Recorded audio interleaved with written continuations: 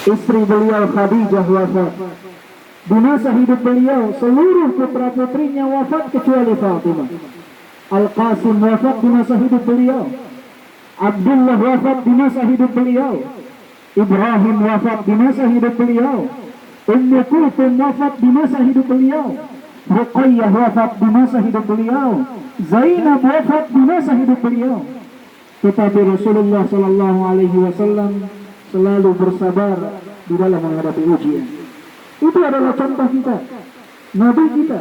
Jika kita betul-betul mencintai Rasulullah sallallahu alaihi wasallam, maka kita harus bersabar sebagaimana sabarnya Rasulullah sallallahu alaihi wasallam. Ketika tertimpa ujian, jangan mengucapkan ucapan dan melakukan tindakan yang mendatangkan kemurkaan Allah. Itu adalah ciri hamba yang bersabar. Selain daripada bersabar, ada tingkatan yang lebih baik, yaitu seseorang ridha, menerima takdir Allah Subhanahu wa taala. Allah telah menetapkan semuanya. Allah Subhanahu wa taala yang menakdirkan semuanya. Tidak ada di dunia ini yang terjadi kecuali karena takdir Allah Subhanahu wa taala. Maka ridha atas takdir Allah adalah tingkatan yang berada di atas kesabaran. Menerima apa yang menjadi ketetapan Allah Subhanahu wa taala. Ini yang kedua. Tingkatan setelah kesabaran adalah ridha. Apa tingkatan setelah kesabaran? Ridha. Apakah cukup sampai ridha? Ternyata ada tingkatan yang lebih baik daripada ridha, yaitu seseorang bersyukur ketika tertimpa musibah. Kenapa kita harus bersyukur di saat tertimpa musibah? Salah seorang ulama Syuraih rahimahullah, beliau itu dikenal sering bersyukur di saat tertimpa musibah. Kemudian ditanyakan, wahai Syuraih, kenapa engkau bersyukur saat diterpa musibah? Maka beliau mengatakan, aku bersyukur kepada Allah Subhanahu wa taala di saat tertimpa musibah karena 4 hal. 4 hal kata beliau yang menjadi sebab beliau kenapa selalu bersyukur di saat tertimpa musibah. Yang pertama, kata Syuraih rahimahullah, aku bersyukur kepada Allah Subhanahu wa taala di saat tertimpa musibah karena Allah tidak memberikan kepadaku musibah yang jauh lebih besar. Allah Maha mampu untuk memberikan musibah kepada kita yang jauh lebih besar. Tapi Allah Subhanahu wa taala tidak memberikan musibah kepada kita yang jauh lebih besar karena kasih sayang Allah Subhanahu wa taala kepada kita. Di saat rumah kita rusak, alhamdulillah rumahnya tidak hancur. Di saat rumah kita hancur, alhamdulillah anak-anak kita masih selamat. Di saat anak-anak kita terluka, alhamdulillah mereka masih hidup. Selalu bersyukur karena Allah tidak menimpakan musibah yang jauh lebih besar. Jadi Bapak Ibu sekalian, walaupun saat ini Bapak Ibu berada dalam kondisi sulit, bersyukurlah Allah tidak memberikan kesulitan yang jauh lebih besar. Berapa banyak orang yang tertimpa musibah lebih dahsyat dari kita, maka kita bersyukur karena Allah tidak memberikan musibah yang jauh lebih besar. Itu alasan pertama kenapa kita harus bersyukur. Yang kedua kata beliau, aku bersyukur karena aku mampu untuk bersabar. Berapa banyak orang yang ketika tertimpa musibah dia tidak bersabar, dia mencela takdir, dia mencela Allah. Tapi ketika Bapak Ibu mampu bersabar, bersyukurlah kepada Allah Subhanahu wa taala. Yang ketiga adalah seseorang harus bersyukur di saat tertimpa musibah karena mampu istirja, mampu mengucapkan inna lillahi wa inna ilaihi raji'un. Sesungguhnya kami adalah milik Allah dan kami semua akan kembali kepada Allah. Itu diucapkan saat tertimpa musibah, tidak hanya saat kematian. Bersyukur kepada Allah ketika kita mampu mengucapkan tersebut, mampu mengucapkan hal tersebut. Berapa banyak orang yang ketika tertimpa musibah, yang keluar dari lisannya adalah perkataan-perkataan kotor, celaan, cacian, makian, menghina takdir, menghina ketentuan Allah. Maka ketika Bapak Ibu mampu mengucapkan inna lillahi wa inna ilaihi raji'un, maka bersyukurlah kepada Allah Subhanahu wa taala. Kemudian yang keempat Bapak Ibu sekalian, kenapa kita harus bersyukur di saat tertimpa musibah? Karena Allah Subhanahu wa taala tidak menimpakan musibah di dalam perkara agama kita. Berapa banyak orang yang mereka tidur di atas kasur yang empuk, tinggal di istana yang mewah, tapi Allah menimpakan musibah kepada mereka di dalam perkara agama. Terondang-ambing mereka di dalam kesyirikan, masih percaya kepada dukun, masih menggunakan jimat, masih melakukan praktek-praktek kesyirikan. Mereka menggunakan kendaraan mereka yang mewah, tapi mereka tertimpa musibah di dalam perkara agama mereka. Jidatnya tidak pernah sujud kepada Allah Subhanahu wa Ta'ala, tidak pernah mengenal Allah, hatinya tidak pernah bergetar ketika mendengar suara panggilan Allahu Akbar, Allahu Akbar. Tidak pernah ada keinginan untuk berangkat menuju masjid-masjid Allah. Mereka mungkin terlihat mewah dari penampilannya, tidak diam di bawah tenda seperti kita saat ini. Mungkin berada di tempat yang sujud, AC yang selalu mendinginkan mereka, makanan mewah yang ada di hadapan mereka. Tapi Allah timpakan musibah kepada mereka dalam perkara agama mereka. Selalu melakukan perzinahan, selalu meminum khamar, selalu melakukan praktek ribawi, selalu bermain judi. Semua praktek-praktek kemaksiatan mereka lakukan. Pada hakikatnya mereka sedang tertimpa musibah dalam perkara agama mereka, dan itu adalah musibah terbesar di dalam hidup. Maka ketika Bapak Ibu sekalian, Allah berikan kenikmatan untuk selalu mentauhidkan Allah, jauh dari kesyirikan, selalu dapat salat, mengingat Allah, ruku, sujud, bermunajat kepada Allah, lisannya selalu basah dengan berzikir kepada Allah, lisannya selalu basah untuk membaca ayat suci Al-Quran. Bapak Ibu harus bersyukur kepada Allah Subhanahu wa Ta'ala, karena Bapak Ibu sedang tidak tertimpa musibah di dalam perkara agama. Karena musibah terbesar adalah musibah di dalam perkara agama. Maka ini 4 hal yang menjadi sebab kenapa kita harus bersyukur. Karena Allah tidak menimpakan musibah yang jauh lebih besar, karena kita diberikan kesabaran, karena kita dapat mengucapkan inna lillahi wa inna ilaihi raji'un, dan karena Allah tidak menimpakan musibah dalam perkara agama. Ketika kami melihat Bapak Ibu salat berjamaah, ini pertanda baik, Masya Allah, tabarakallah. Allah berikan taufik kepada Bapak Ibu sekalian. Kami bahagia sebagai saudara Bapak Ibu sekalian, sebagai saudara seiman seakidah bahagia. Terus terang kami sangat bersyukur kepada Allah Subhanahu wa Ta'ala melihat hal ini. Kami datang dari tempat yang jauh ke tempat ini, melihat Bapak Ibu menegakkan sholat berjamaah, bersyukur kepada Allah Subhanahu wa Ta'ala. Karena saudara kami seiman seagama tidak melupakan Allah di saat tertimpa musibah, malah semakin dekat kepada Allah Subhanahu wa Ta'ala. Maka itu yang kami harapkan, itu yang selalu kami doakan kepada Allah Subhanahu wa Ta'ala, agar Bapak Ibu mendapatkan ganti yang jauh lebih baik. Walaupun tidak di dunia, insya Allah di akhirat kelak Bapak Ibu akan mendapatkan ganti yang berlipat ganda di sisi Allah Subhanahu wa Ta'ala.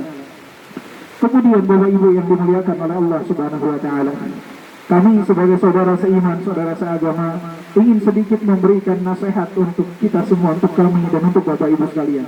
Terus terang kami datang ke tempat ini, kami mendapatkan pelajaran berharga. Ada ibrah dan pelajaran yang kami dapatkan dari peristiwa yang menimpa Bapak Ibu sekalian. Allah Subhanahu wa Ta'ala memberikan ujian kepada Bapak Ibu sekalian, itu adalah peringatan juga untuk kami. Karena Aisyah radhiyallahu anha pernah ditanya tentang fenomena gempa yang terjadi. Kemudian Aisyah ditanya, "A'adzabun lahum?"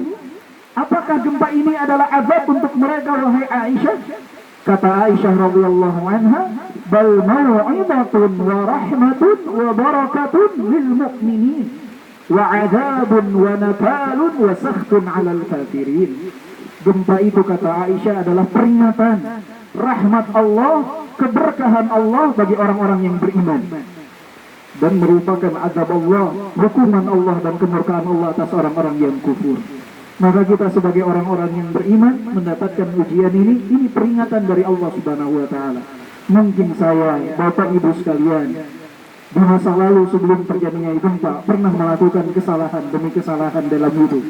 Maka ini adalah peringatan dari Allah agar kita bertobat kepada Allah Subhanahu wa Ta'ala. Allah dalam Al-Quran mengatakan, "Liyudhiqahum ba'dalladzi 'amilu la'allahum yarji'un." Zaharal fasadu fil barri wal bahri bima kasabat aydin nas liyudhiqahum ba'dal ladzi 'amilu la'allahum yarji'un. Telah terjadi kerusakan di daratan dan di lautan atas ulah tingkah manusia sendiri, agar mereka merasakan sedikit, kata Allah, sedikit dari apa yang mereka lakukan. Rasakan oleh mereka agar mereka kembali kepada Allah Subhanahu wa taala. Karena jika saya dihukum sesuai dengan perbuatan dosa saya, kita dihukum oleh Allah sesuai dengan perbuatan dosa kita, tidak ada saya dan Bapak Ibu sekalian di atas muka bumi ini, bahkan tidak ada satu ekor binatang melata pun di atas muka bumi ini. Siapa yang mengatakan ini? Allah berfirman di dalam surat Fatir ayat ke-45. Allah Subhanahu wa taala mengatakan, "Walau yu'akhidullahu an-nasa bima kasabu ma taraka 'ala dhahriha min dabbah." Andai saja Allah menghukum manusia atas apa yang mereka lakukan sesuai dengan apa yang mereka perbuat, tidak ada tersisa satu binatang melata pun di atas muka bumi, tidak ada. Habis semua. Tapi Allah menguji kita dengan sedikit. Apa yang dapat menjadi tameng kita dari azab Allah? Istighfar. Beristighfar kepada Allah Subhanahu wa taala. Kita harus memperbanyak istighfar. Karena Allah berfirman di dalam surat Al-Anfal ayat ke-33. "Wa ma kana Allahu liyu'adzibahum wa anta fihim, wa ma kana Allahu mu'adzibahum wa hum yastaghfirun." Allah tidak akan mengazab mereka selama engkau wahai Muhammad ada di tengah-tengah mereka. Dan Allah tidak akan mengazab mereka selama mereka beristighfar. Maka ketika Rasulullah wafat, para sahabat mengatakan, saat ini tidak ada yang dapat menjadi tameng kita dari azab Allah kecuali dengan kita beristighfar kepada Allah Subhanahu wa taala. Kita harus banyak memohon ampun. Saya, Bapak Ibu sekalian, kita harus banyak bercermin. Dosa kita banyak. Dosa kita banyak. Bayangkan selesai sholat saja kita dianjurkan untuk apa, Bapak Ibu? Beristighfar. Selesai sholat tuh baru melakukan ibadah, beristighfar, memohon ampun. Setiap kita berwudu, air yang mengalir dari tubuh kita menggugurkan dosa-dosa kita. Di antara salat ke salat menggugurkan dosa-dosa kita. Digugurkan dengan berbagai macam amalan, ternyata dosa kita juga masih banyak. Maka perbanyaklah kita untuk beristighfar. Sebagaimana Rasulullah yang sudah dijaminkan untuknya surga, yang beliau maksum dari dosa, Rasulullah dalam sehari beristighfar 70-100 kali. Kita berapa kali beristighfar? Kita berapa kali memohon ampun? Dan terakhir, Bapak Ibu sekalian yang dirahmati oleh Allah Subhanahu wa taala, ada satu nasihat dari Rasulullah sallallahu alaihi wasallam tentang amalan terbaik. Ketika Rasulullah mengatakan apa itu amalan terbaik, kata Rasulullah sallallahu alaihi wasallam, wa habbul amali ilallah, amalan yang paling dicintai oleh Allah itu ada 4. Sururun tadkhiluhu ala muslim, engkau menanamkan kebahagiaan kepada saudaramu sesama muslim. Au takshifu anhu kurbah, atau engkau melapangkan kesulitan atasnya. Au taqdi anhu dainan, atau engkau melunasi hutangnya. Au tadrudu anhu ju'an, atau engkau melepaskannya dari rasa lapar. Maka ini amalan yang paling dicintai oleh Allah. Namun bagi Bapak Ibu sekalian untuk mempraktekannya di tempat ini. Bersama-sama saling tolong menolong, ada sedikit makanan berbagi ke semua, ada sedikit yang dihasilkan berbagi ke semua. Ini amalan yang paling dicintai oleh Allah.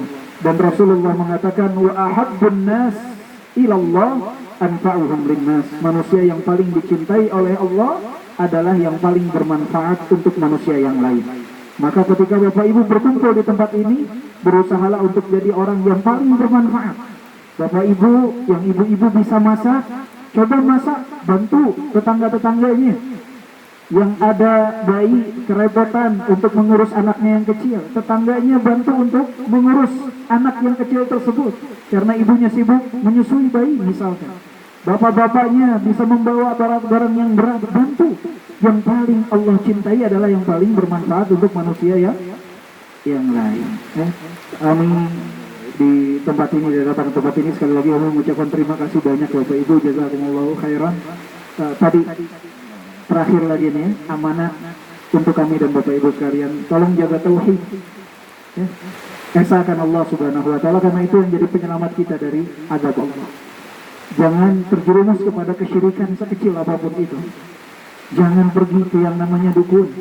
Man ataka hinanau arrafan, kata Rasulullah, fasaddaquhu bima yaqul faqad kafara bima unzila ala Muhammad. Siapa yang datang ke dukun, bertanya, membenarkan apa yang dia ucapkan, maka sama saja telah kufur kepada apa yang diturunkan kepada Nabi Muhammad. Kalau datang saja tidak membenarkan, bertanya saja, salatnya tidak diterima selama 40 hari. Maka jaga tauhid, karena itu kunci keselamatan kita. Jangan tergiur oleh harta dunia. Tauhid adalah barang yang paling mahal. Sesuatu yang paling mahal adalah tauhid kepada Allah Subhanahu wa taala. Jaga salat. Kemudian yang ibu-ibu, dijaga jilbabnya, ya? Jangan dilepaskan jilbabnya, jangan ditampakkan auratnya. Terus untuk menjaga jati diri sebagai seorang muslimah. Karena muslimah semakin mulia, semakin tinggi rasa malunya. Manusia yang paling mulia dari golongan wanita adalah yang paling tinggi rasa malunya. Maka pertahankanlah jilbab sebagai hal yang merupakan pertanda seorang muslimah memiliki rasa malu kepada Allah Subhanahu wa ta'ala. Mungkin itu Bapak Ibu sekalian bisa saya sampaikan pada kesempatan kali ini. Semoga bermanfaat dan sedikit amanah dari kawan-kawan untuk disalurkan kepada Bapak Ibu. Semoga dapat diterima dan bermanfaat untuk Bapak Ibu sekalian. Semoga di lain kesempatan kami dapat berkunjung kembali ke tempat ini, kami dapat menjalin tali ukhuwah kembali ke tempat ini. Semoga Allah Subhanahu wa taala jika tidak mempertemukan kita di dunia, semoga Allah mempertemukan kita di akhirat kelak di dalam surga Allah Subhanahu wa taala. Qultu ma sami'tum walhamdulillahi rabbil alamin. Subhanakallahumma wa bihamdika asyhadu an la ilaha illa anta astaghfiruka wa atubu ilaik. Walhamdulillahi rabbil alamin. Assalamualaikum warahmatullahi wabarakatuh. Waalaikumsalam warahmatullahi wabarakatuh.